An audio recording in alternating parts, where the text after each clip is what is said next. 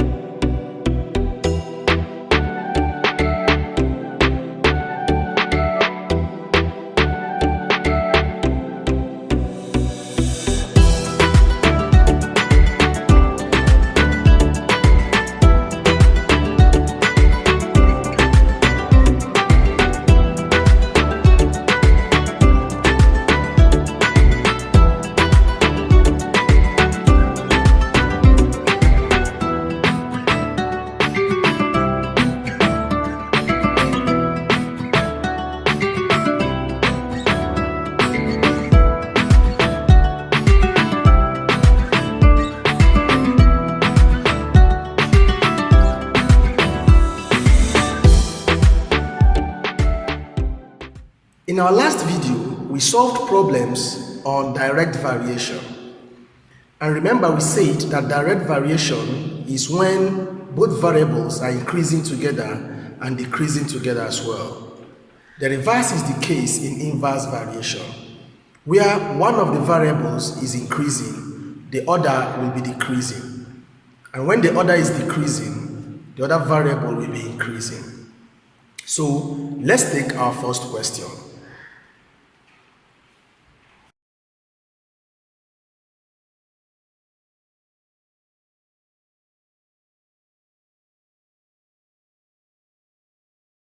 P is inversely proportional to D squared, and if P equal to 3, when D equal to 10, calculate P when D equal to 15. Take note of the first expression, P is inversely proportional to D squared. Now, from the first expression, we realize that P is inversely proportional to D squared. So we state it mathematically this way. P is inversely proportional to D squared. If you've watched our last video, you'll notice something different. Here, we are inversing the D squared. But if it was to be directly proportional, we'll write it this way. P is directly proportional to D squared. But because it is inversely proportional, that is why we now write 1 over D squared. So from the first sentence we got, we deduced that P is inversely proportional to D squared. Now, what is the next thing we need to do?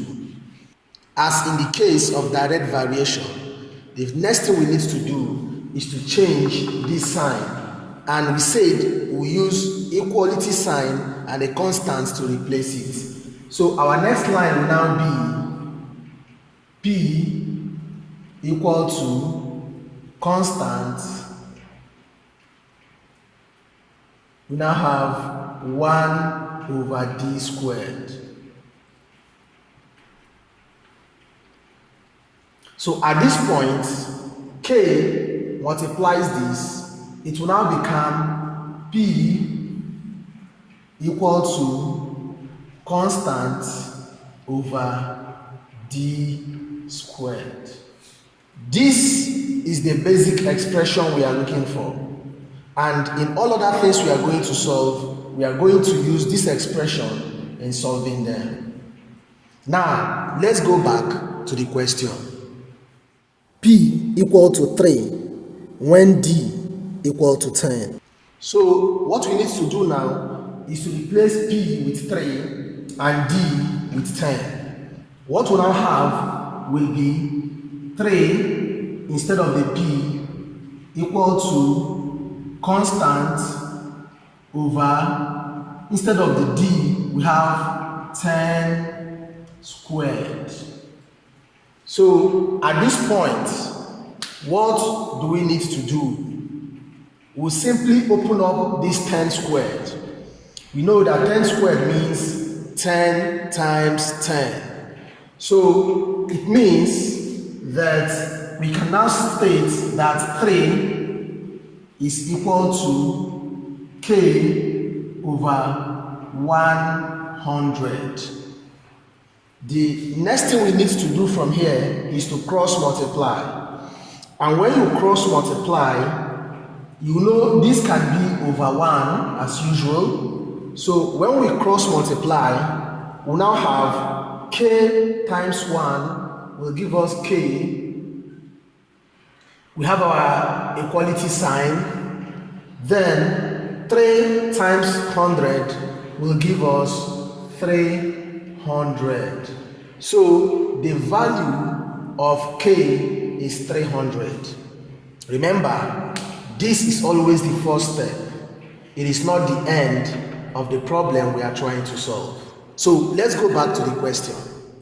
Calculate P when D equal to 15. Now we are asked to find P when D is 15. So remember, we'll start from here. That is the point we'll start in solving our problem. So we have P equal to constant over D squared. And from the question, we are asked to find P when D is 15. So our P is still unknown, equal to our K is 300. So we have our 300 all over our D is 15. Remember the squared. So our next line will be P equal to 300 over 15 squared is 15 times 15. And 15 times 15 will give us 225. So our P will equal to 5 into 20 will give us 4. 5 into 25 will give us 5. 5 into 30 will give us 6. 5 into 10 will give us 60. 5 can still go. 5 into 45 will give us 9. 5 into 60 will give us 12. We can still break it down further. 3 into 9 will give us 3. 3 into 12 will give us 4. So our P is equal to 4 over 3. If we like, we can convert it to mixed fraction. Then we'll have P equal to 3 divided 4 will give us one whole number. It will remain 1. That one becomes the numerator over this denominator. It becomes one whole number 1 over 3 as the value of P when D is 15. Very simple. Let's go to the next question.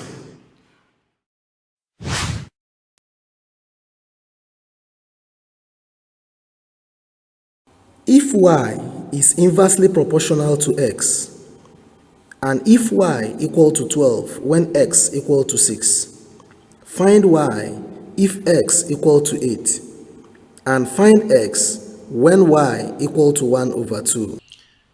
From the second question, we deduce that y is inversely proportional to x. So we state it that y is inversely proportional to x. Remember, if I fail to use this one on top, it becomes a direct variation.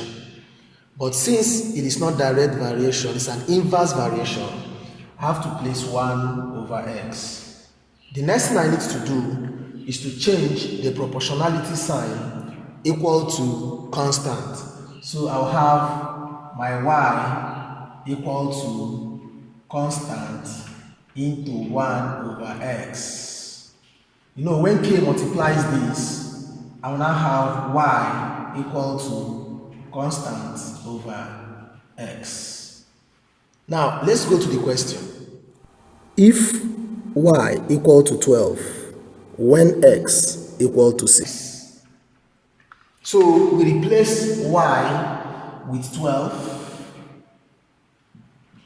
constant, and our x with 6. All we need to do at this point is to cross multiply. K times 1 will give me k equal to 12 times 6. 6 times 2 is 12. 2 carry 1. 6 times 1 is 6 plus 1, 7. K equal to 72. Now, having gotten k as 72, let's go back to the question and see the next line we're expected to do. Find y if x equal to 8. We are asked to find y when x is 8. So we'll start from here. From here, we have y equal to constant all over x. We don't know what y is. We are trying to find what y is. Our constant, we've calculated it here to be 72. So we have our 72 in place of k all over our x, which has been given to us as 8. So 8 into 8 is 1, 8 into 72 is 9. So our y is equal to 9 as the answer. Let's go to the second part of the question. Find x when y equal to 1 over 2. We have our y equal to k over x. So our y is given to us as 1 over 2 equal to our constant. We found it to be 72. So we have 72 over x, which we are trying to find. So all we need to do is to cross multiply. X times 1 will give us x, which we are trying to find, equal to 2 times 72. 2 times 2 will give us 4. 2 times 7 will give us 14. So when y is 1 over 2, x is equal to 144. Clear, isn't it? Let's take the next question.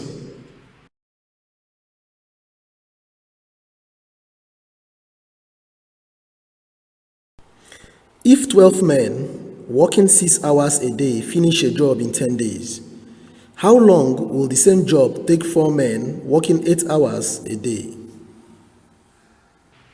This question is very tricky, but it is not extremely difficult. By taking few steps, you'll be able to understand what you need to do. There are 3 points or variables given to us in this question: number of men, the hours they worked, and the number of days they did the work. So we need to combine some factors in order to be able to solve this problem.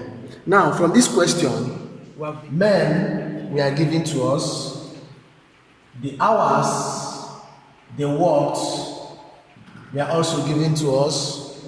We talked about the number of days they also worked. So from the question, the first group are 12 men. The second group, we have 4 men. These 12 men worked for 6 hours. This second man worked for 8 hours. These 12 men did the work for 10 days. We are now asked to find how many days these 4 men will do this work when they worked for 8 hours. So I've been able to break the question down. Now look at the confusion here, or the challenge. The number of men are not the same, and the number of hours they worked are not the same. Rather than calculate them individually, let's calculate the number of hours they worked. For you to get the number of hours the first men worked, you multiply the number of men times the hours they worked, which will give us 6 times 2 is 12, 2 carry 1, 6 times 1 is 6 plus 1, 7. So this first group worked for 72 hours, isn't it?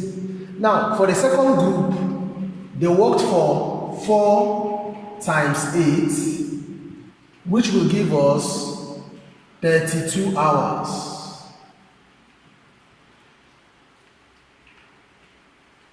So let's use the hours to get the number of days they worked. So from the question, we are saying that the hours H is inversely proportional to the number of days they worked, D. We now have our hours is equal to constant over days. So for the first set of men, they worked for 72 hours. So we replace this H with 72 equal to our constant over, they worked for 10 days, over 10. So when you cross multiply, you have K equal to 72 times 10, which will give you 720. 720 is the constant connecting this group with this group. Now, the question is that when 4 men work for 8 hours, how many days will they do the same work? So we'll start from here. H equal to constant over D.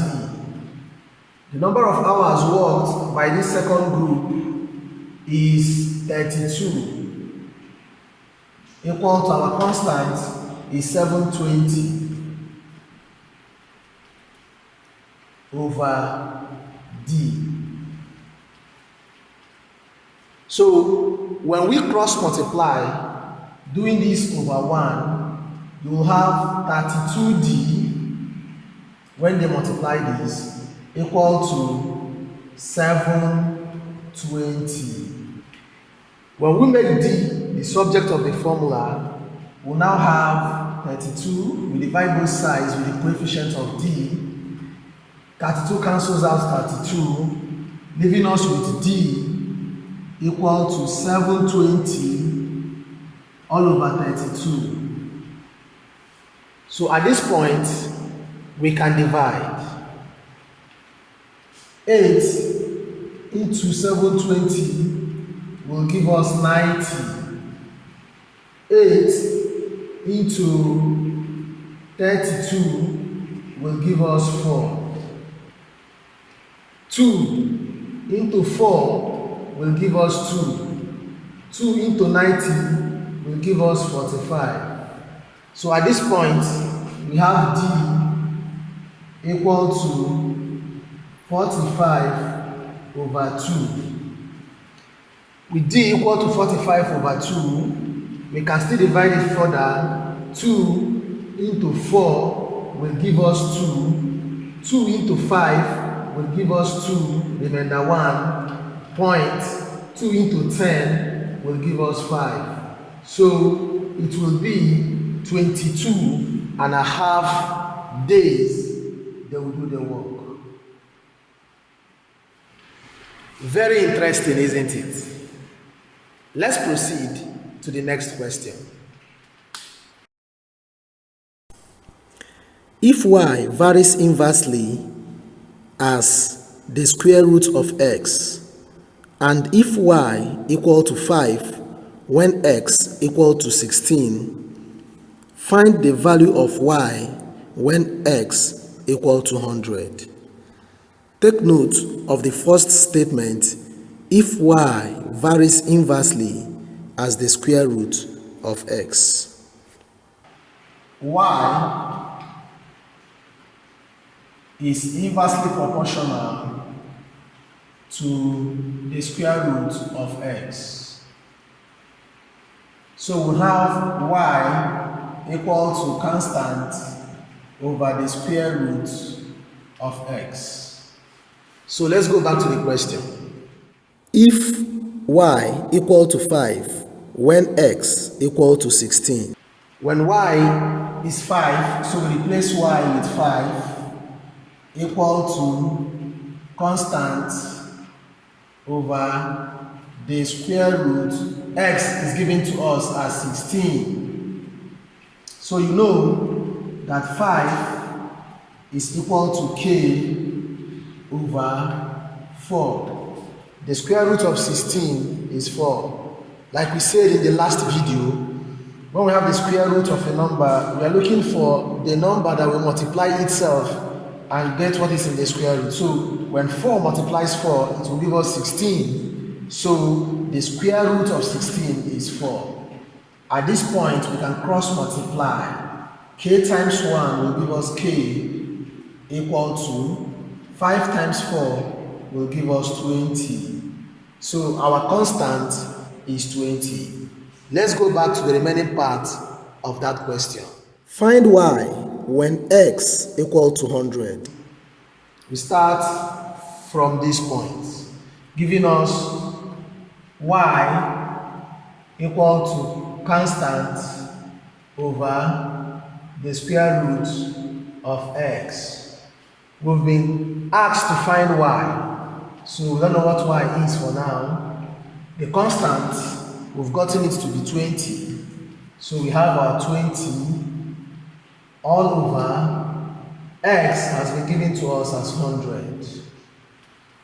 So the next line will now be y equal to 20 over the square root of 100 is 10. 10 times 10 will give us 100, isn't it? So we have 10. So y will then give us 0 cancel 0, leaving us with 2. So y is equal to 2. I hope you enjoyed these problems we solved today. This is where we'll call it a day on today's video. In our next video, we will introduce a new topic called sequence and series. Don't miss it. Please, if you have not subscribed to this channel, you are highly invited to do so. Like and also share our videos. Have a wonderful day. Bye-bye.